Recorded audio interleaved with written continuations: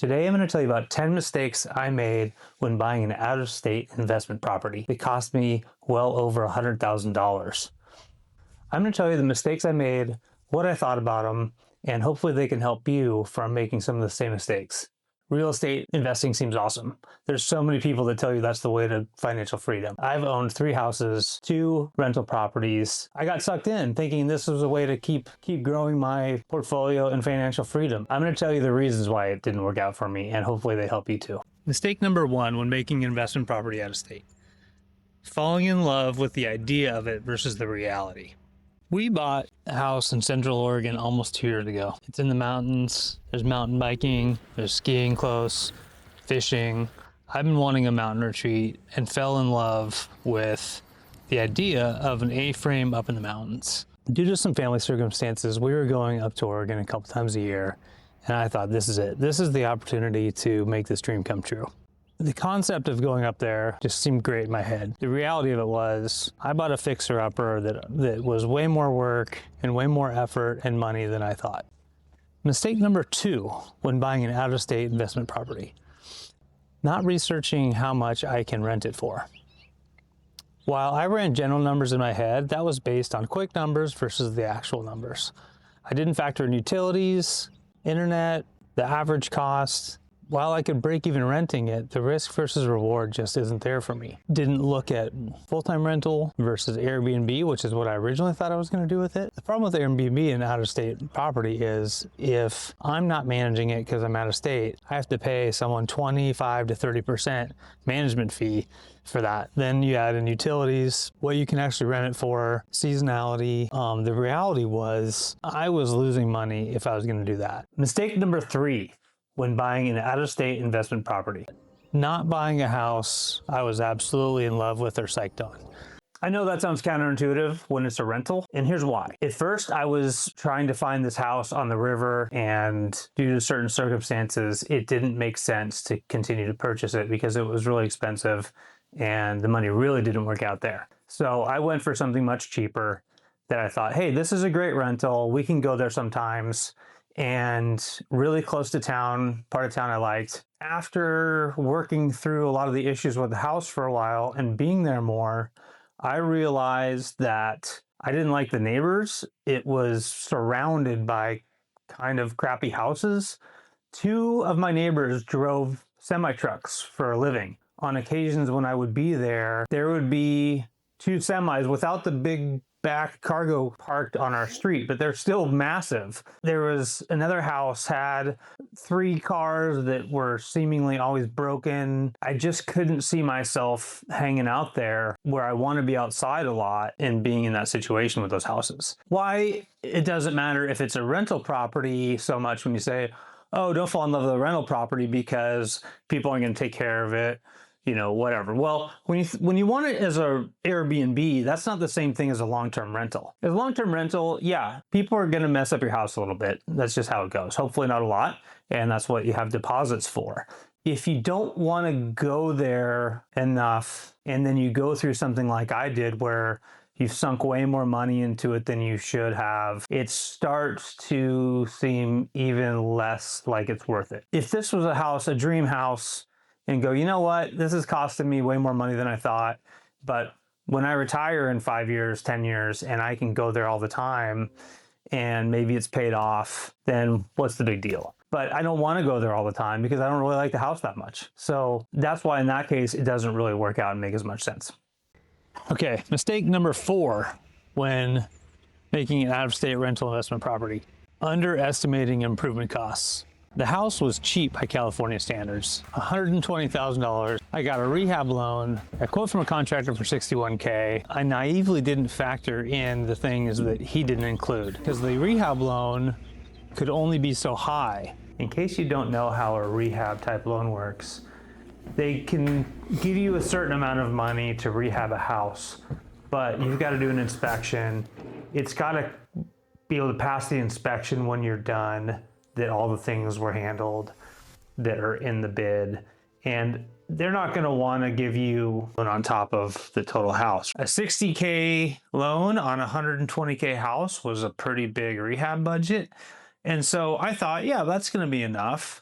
The reality is there's always more. You know, we said, oh, the windows were probably fine, but we ended up replacing all the windows. We took out all the drywall, all the electrical.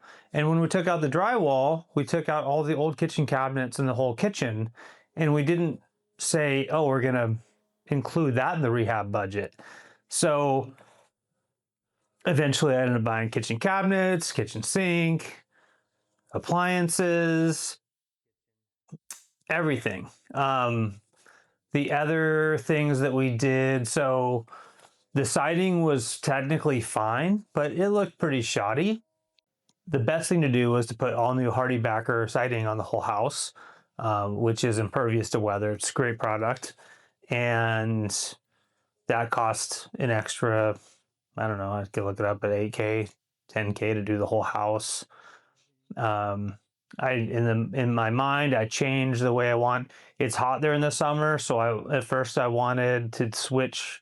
First we had these little cadet heaters in the house, but I'd been up there in the summer. It is pretty hot, and I thought, oh, if it's an Airbnb, it would be really nice to have AC. So that would mean a heat pump, which does AC and heating. And so I had that rewired, and then I got the cost for the heat pump, and all that was like another 8 or 9 grand that I actually never did. In the end, when we sold the house, I just put in one more wall heater and called it good for like $1,000. It needed a new roof eventually, so that happened during the sale of the house that's going on right now. Flooring, so the rehab loan didn't include flooring, and then underneath, when we did pull up some of the old flooring, there was a lot of dry rot in some areas, so we took out the dry rot, and that was a couple $1,000 to fix that. It just went on and on and on. Honestly, the house was a teardown. I shouldn't have bought it, number one. But number two, I should have considered scraping it and buying a prefab house. It would have been nicer, and I'd still have the problem with the neighbors that I talked about earlier, that I don't really love that. Things snowball out of control, and it's like going to the moon. You're like, well, I've already gone to the moon, so I might as well go a little farther. And you get into this whole sunk cost phenomenon where you feel like you've invested all this money and then you don't want to stop. You know, especially when the house only costs 120 to start with. In the end, it'll be worth 250, but the max that house can sell for is maybe 250. It's selling for 215 right now after all this work, and it just turned into a mess. So really get down on what your costs are going to be if you're going to do a flip and a fixer upper. It always costs more than you think. All right, mistake number 5 when purchasing an out-of-state rental property or investment property, especially one that needs a lot of work, is underestimating the amount of time it will take when you can't be there to manage the project. I actually had a really good contractor through the beginning, but when he first started, he was busy with other jobs, so he couldn't start for a couple months in. With a rehab loan, you only have 6 months to complete the work usually, and so time was ticking, and then he finally started getting going. But you have seasons that things can't be done. I thought I'd be going up there a lot more, which I'm going to talk about later. It's really difficult to manage a property, remodel, rehab, fixer-upper from out of state, from far away. You can't be there to accept shipments from different deliveries for what's being installed or dropped off. You can't check the work yourself in person, so you're relying on photos and videos. You're not there to kind of say, hey, where are you today? Like, are you showing up? Where's the crew? What's going on? And those are really important. Having been through a couple big remodel projects, you have to make decisions in the moment sometimes. If you're not there, you're relying on the contractor to text you or call you or send you a video or actually ask you for the right answer so you don't have to fix stuff later or whatever. So it's going to be slower than if you're in person. Construction projects are not typically smooth sailing anyhow. So take yourself out of being there to make people accountable. Assuming that you're that kind of person that does that adds to the timeline. I actually have a friend that lives in the town, and he was able to go over to the house for me on a couple of occasions and accept deliveries or check on something. But his time is valuable too. And so then I'm paying my friend money to do things, and it kind of feels like you're asking for a favor, even though it's helping him out with a little bit of money. You know, it's just like that's the type of stuff you have to deal with if you're not going to be there all the time. Mistake number 6 when buying an out-of-state investment or rental property: misjudging the amount of time that you'll be going there and being able to use it. At the time, we were going up to Oregon 3 times a year, and that sort of changed a little bit due to some situations maybe were foreseeable, but we're just not going there. Let's say we went through the whole project and we're good. You start to go, I need to use this property because we're paying for it, and we're not. And so you get an internal dilemma of wasting money on something. I'm almost to the point where I will spend any amount of money for an Airbnb because I don't own the house and I don't have to worry about it. I don't have to take care of it. I don't have to pay utilities. I don't have to do anything. So what's $2,000 for a week when, if I don't have to be responsible for that place the other 50 weeks of the year? That's actually fantastic. Really be honest with yourself. When I was younger, I had a friend whose dad and him had bought a condo in Nicaragua. And for years, the only place he ever went to was Nicaragua because they bought it and he felt like he had to go there to make the use of it. So, you know, it can be a double-edged sword on buying a property someplace that you like, but then you feel like you need to go there all the time. And maybe you don't have the time to go there as much as you originally thought. The mental weight that these can affect you is very real, and it's something to not take lightly. Mistake number 7 when buying an investment property that's out of state: nothing is certain. When I bought it, I was working from home. I was like, I can work from Oregon for a week or two, no problem. And fast forward 2 years, I changed jobs. I'm in office 5 days a week. We don't have that much flexible pay time off. We don't have a lot of sick days. I can't just drop everything and go up there and work for a week or two, because that's not the responsibility I took with this new job. So your life can change in ways that you didn't plan before. There's people going through layoffs and stuff, and you know, maybe you don't have the money that you thought you had previously. There's just a lot of unknowns, and until you're making money from it, it's a liability. Even once you are making money from it, it can be a liability. What if I did get renters in there, and every 6 months I have some people moving out or flaking or whatever, and I've got to go up there and it's not rented for 2 weeks to a month? Let's say every year, $2,000 a month you're out when it's not being rented. So you've got to come up with that money. And what if they damage the place? And then you've got to go up there to get there to check it out and fix it. Or you're paying someone else. You're not just missing out on rent, you're paying the effort of somebody else to go and check on it, maintain it, etc., and get it ready to go again. So I just got a call today about the internet carrier in Oregon, and they're like, hey, the new person buying the house wants to transfer it into their name. I was like, great, one less bill that I'm paying for every month that I'm not using. It's shocking how frustrating it is to pay a $100 electrical bill that you're not using whatsoever and no one's using. You're like, there's another $100 every single month. $100, $100. I want to do the math on something. I pay, I think it's $14.74 a month plus $100 for utilities, $15.74 for $100 for electrical, plus $100 for water, plus $30 for internet. That's $17.04 times 21 months equals $17.04 times 21 months, $35,000 that I spent on the mortgage for this house during this whole renovation process.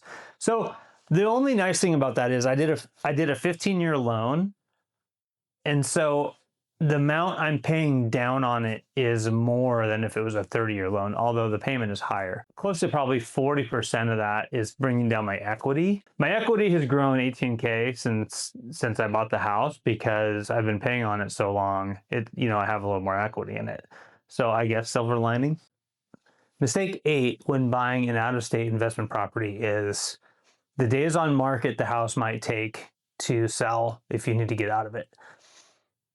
A lot of Bay Area houses where I live, 30 days, no problem. I mean, things, you might have to lower the price a little bit, but it's going to sell. There's houses in the area where I bought that have been on market for 4, 6 months, no problem, right? There's just not enough demand. And I priced my house and I'm trying to sell pretty competitively and did get an offer fairly quickly, but I definitely am leaving money on the table because of that as well. I'm paying the mortgage on it, so therefore it's losing me money every month that it's sitting. Typical in that area is 60 days on market, and I don't think people realize when it comes to selling a property how long it can take. You've got to get it ready to sell, which may include some updates or some painting, or then you've got to list it. You've got to do the agreement with a realtor. They've got to take photos. You've got to sometimes get some inspections done. Then you go and list it, and you're tied to the amount of time it takes to people to make an offer. Then how long is their offer going to be good for? It can take a while. Typically, I would say typically when you're selling a house, it's 3 months. So, that's 3 months that you're carrying the mortgage. Maybe it can happen a little faster. I did sell property here in the Bay Area. It was still 3 months total, but I had renters in there for a long time, so I did a lot of work that took a good month and a half. But the time of listing to closing was only like a month and a half, which is pretty quick. But I accepted the first offer. It was a good offer.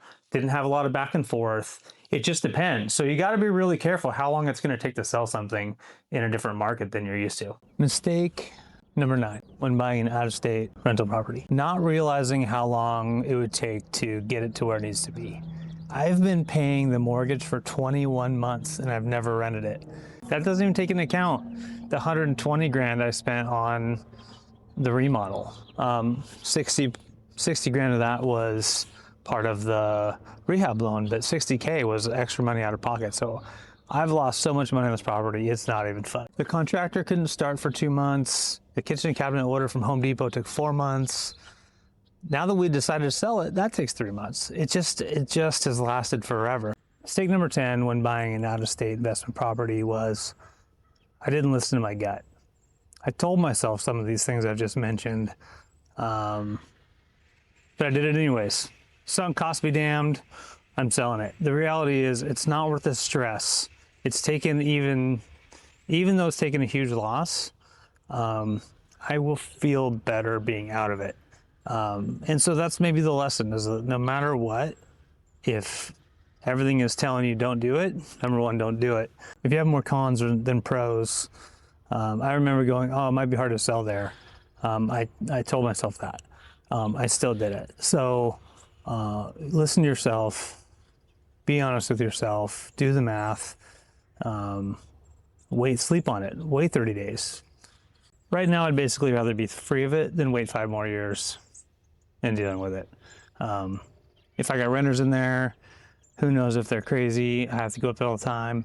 Every time it's unrented for a month, there's $2,000 of a loss, right? So those are the reasons that I'm selling the investment property that I bought out of state, because it's just not worth it for me anymore.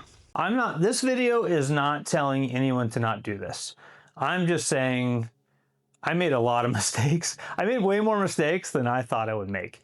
And that's both frustrating, but also something to take into account and understand as you decide to evaluate what you want to do with life. You don't have to just keep going. Sometimes knowing when to cut your losses. I cannot overstate this. If you've made a mistake and you haven't gotten out of it yet, you can get out of it. Life's short. Make the call that's going to feel best for you. I know, having sold my other property and getting out of this property, I feel lighter. I feel more flexible on what I want to do in the future. I feel good about it. And that tells me everything I need to know. Be financially responsible, know when to walk away, trust your instincts, and let's get financially free together.